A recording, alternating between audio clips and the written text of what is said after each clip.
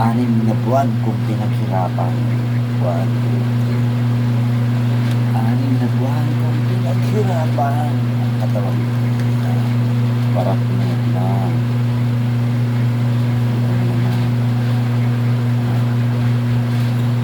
Kaya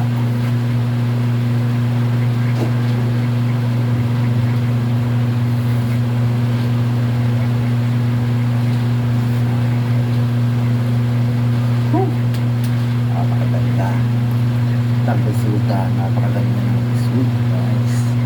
Ang pinaghirapan ko, diet, exercise lang po. Yan po ang aking pinaghirapan. Ito na ang result, guys. What's up? Ganyan naman, nakita ko na ang aking resulta, yung abs ko. Ito na, pati lower abs ko meron na. Yan, side core meron na. Kahit chest ko naiwan, isa push up lang yan, palipat.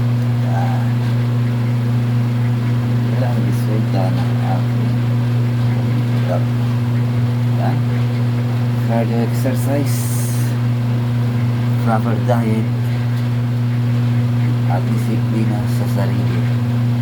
Yan ang ginawa kong puhunan para makuha ko itong katawan na ito na inaasap-asap.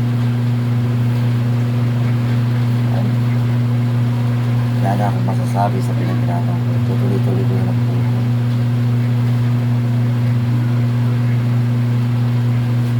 Masaya na ako dito, guys. Masaya ako dahil yung katawan mo ninais ko na mangyari at marunong sa katawan ko ay matupad. Wala nang bigli. Yan.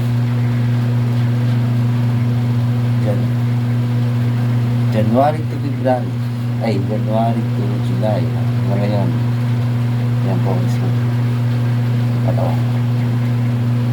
Ayos. What's up? Ano pang hinihintay nyo? Simulan nyo na rin mag-exercise para gumanda yung katawan nyo at maging healthy kayo, guys. Kahit hindi na kayo pumunta sa gym, sa bahay lang kayo, magagawa niyo at magagawa nito katawan nito. Hindi ko sa pinagayabang, hindi pa pang perfect ito, pero masaya na ako dito dahil nawala yung akinan dyan, bilbil at yung taba, wala.